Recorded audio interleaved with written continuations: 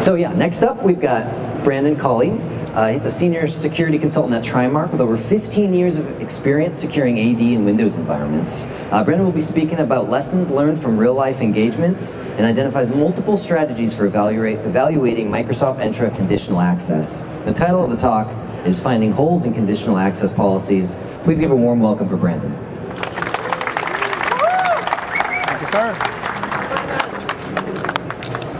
Thank you. Thank you all for showing up. Holy crap, I heard that the line was around the corner, so you all that can't get in, I hope you can hear me. I'm going to try to talk as loud as I can talk. I do have another talk later today. More? And I'm talking tomorrow. Holy crap. Okay, we're going to do the best we can. All right, so first off, we're going to do a quick introduction. Like it said, my name is Brandon Colley. You can find me on the Twitters and everywhere, basically, at TechBrandon, LinkedIn, all that jazz. So recently founded my own company called B&R Consulting, but my day job and my first love is working at Trimark Security as a service lead. Recently became the Microsoft Cloud Service lead of our assessment there. So I'm super excited about that. I am also a father. I've got a couple kids. There's a picture of one of them. And I have my wife here in the audience that is helping support me. So with that, like I had said, so I've been around the Microsoft Cloud world for a couple years now in the security space. And that means that I have seen quite a few conditional access policies. So I've been assessing environments. We've seen probably over 1,000 conditional access policies if I had to guess. So today what I'm going to plan on doing for y'all is discussing a few of those common misconfigurations that I've found and some of the reasons why they matter, as well as most importantly what you all can do about it. So we're going to walk through a couple tools and strategies that you might be able to use to help find those in your own environments, or if you're on the red side, I don't know, do the best you can, I guess, for me. So the first is a large number of conditional access policies. So I've noticed a trend over the last just year that we've moved from that like 10, 15 space into like this 80 realm. So here's a screenshot from a recent assessment. We've got one with 61. I'm doing one right now that's got over 70 in their environment. And so I'm not trying to say that 61 is bad. I am trying to say that maybe over 80 is probably too many. But I also, you can't probably see it in the back, so I'll read it all to you. There's a Twitter feed that I engaged with, and we had 17 different replies, and the question was, what are the most conditional access policies you've seen in a tenant? And so of those 17 replies, we had an average of 57.7, and the highest number that we heard of was 120 policies, and then we also had some people saying, well, I know what the max is, don't ask me how I know what the max is. By the way, the max is 195 policies per tenant, so just if that's a trivia question later, you can buy me a drink or something.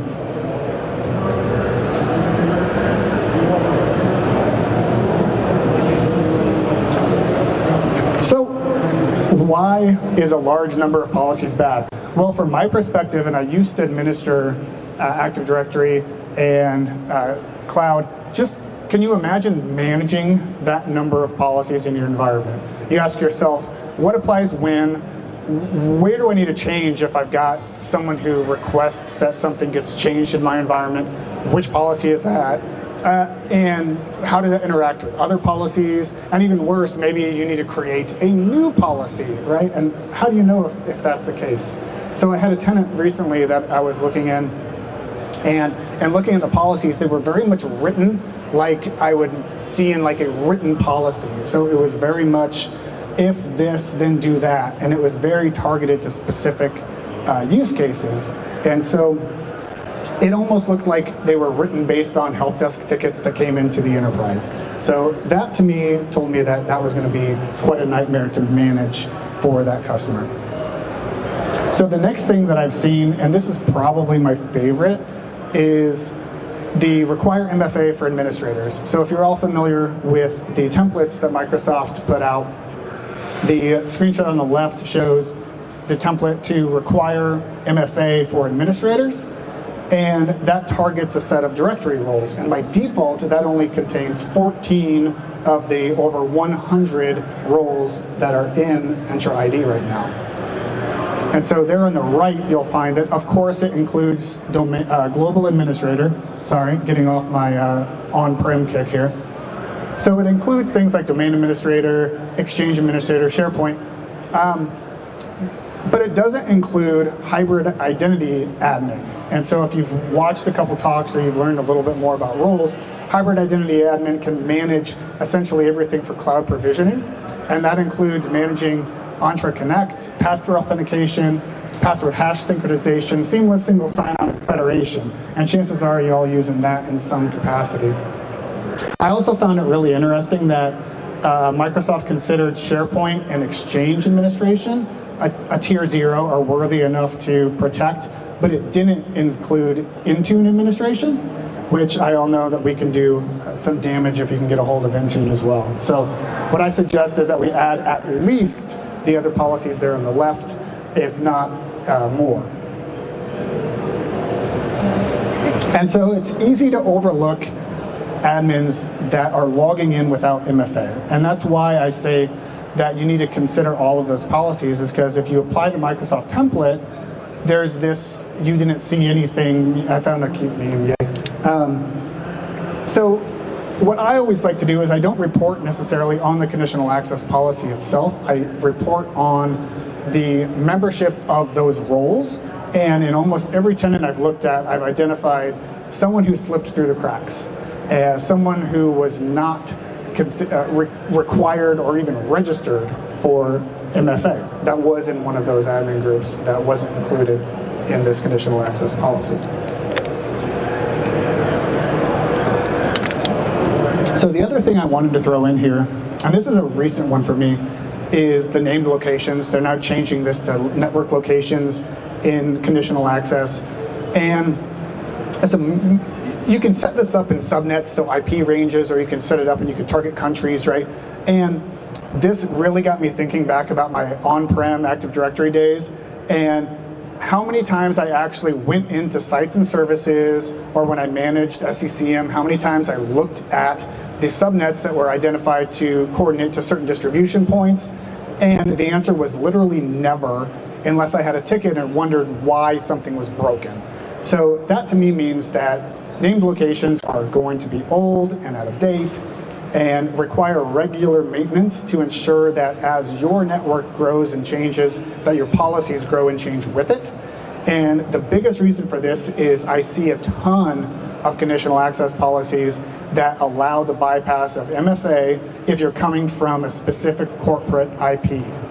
And if you don't have a good handle on what that is, it's super easy to throw some VPNs in there, to be some sneaky stuff, and you can completely bypass some of that. So this image on the right is what Copilot thought was a good diagram to show me how to subnet, because I also asked it verbally, like, what's the best way to learn how to subnet IP addresses?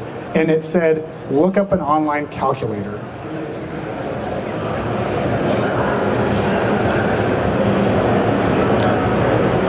So the last misconfiguration that I want to talk about is the use of multiple conditions in a policy. So those in the back can't see, I named my policy condition overkill. Also, I'll just reiterate what was said earlier, was all of these are on that QR code. So if you want the slides, please go take them. You can also hit me on socials later if I see people taking pictures and stuff. And I'm assuming you're not taking them of me.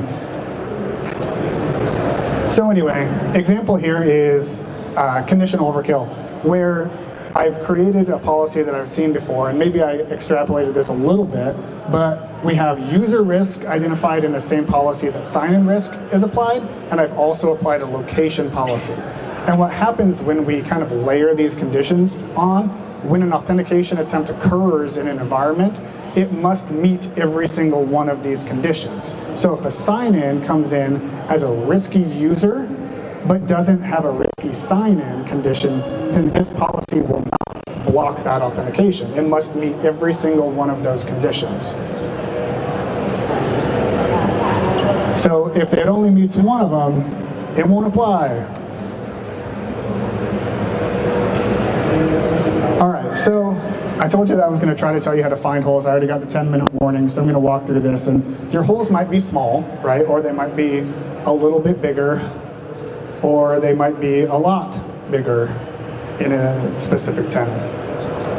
So some of my favorite tools, and literally my most favorite tool, is a built-in tool that Microsoft has calls the what if simulator, basically. And this has been around for quite some time. And if you haven't played with it, it's gotten quite a bit more robust.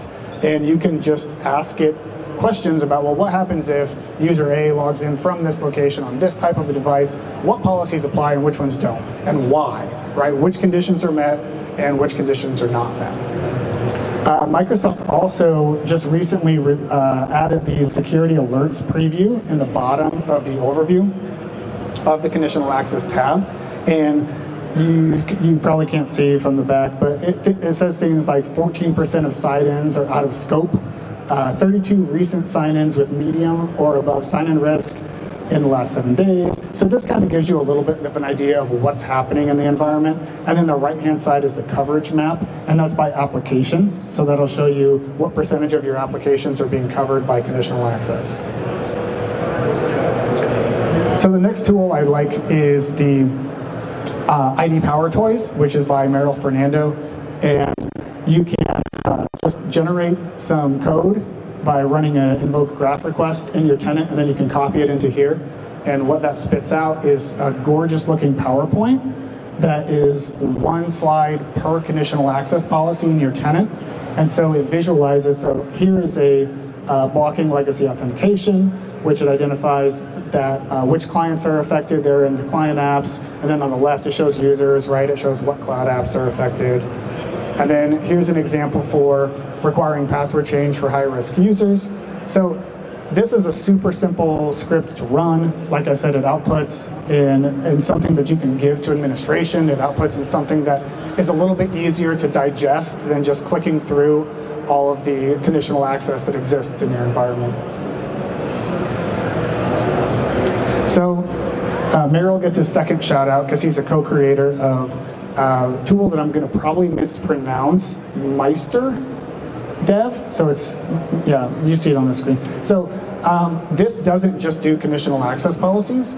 It has, as far as this screenshot goes, it has 278 tests that are performed, and I did this in a test tenant, which is why I mostly failed. This is not a real tenant, although I imagine a lot of them will have quite a few failures. So in addition to Meryl, a friend of mine that I met last year, Thomas Naheim and Fabian Bader, are also the co-creators of this tool. 19 of the total 278 tests have to do with conditional access. And so here's an example of one that my test tenant passed. Woo! So a passing check for application coverage. So this just states that you should have full application coverage, not just targeted to single applications. You should do something to all apps to manage those a little bit better. And then here's one that I failed. And I'm pretty sure I failed this one because I don't want to lock myself out in my tenant because I don't remember what I did yesterday when I'm testing things out. So almost everything is in report only mode, which should fail because if it's a report only mode, it's not actually working on active authentication that occurs. So the cool thing is about this tool is it also links to Microsoft best practices as well as their website that identifies it, and it looks, and you might notice that it's named kind of like the MITRE framework, and it looks a lot like that too if you look at their website. One last thing I wanted to show off is I wrote a simple script myself, and I just threw it up on my GitHub. Again, that's also Tech Brandon, and call it invoke CAP review. This is just less than 100 lines of code that uses Graph PowerShell, so it requires just the ability to read the conditional access policies using the Graph module. I also have, I already went through it, but really simple scripts that allow you to add those permissions to an account, so you don't have to run it as something like global admin, which you should be doing least privileges the best way that you can. So Again, it's in its infant stages, but right now what it does is it just gives you a quick overview of how many conditional policies exist, what kind of state they're in, and reports on the statistics of each policy. So here's a list of all of them, when they were created and when they were modified. And then I think the coolest thing that I can do with it is I break it down into 9 categories that follow along with Microsoft best practices. So things like blocking, that's not a word, blocking legacy authentication, which is a big one. The MFA ones there on the left, and then further on the right are some of the risk and restricting admin portal access and things like that. So it breaks the policies down based on what it is that the script thinks that they're trying to do. So it'll identify where you may have overlap, where you may not have any policies that are doing the things according to Microsoft best practice. And so with that, that's all I've got. I think I'm going to quit as early as I can. So I will be in the back if you all have questions. Here's resources. There's links here. Again, you can find the slides using the QR code. And thank you all for coming. I really appreciate it so much.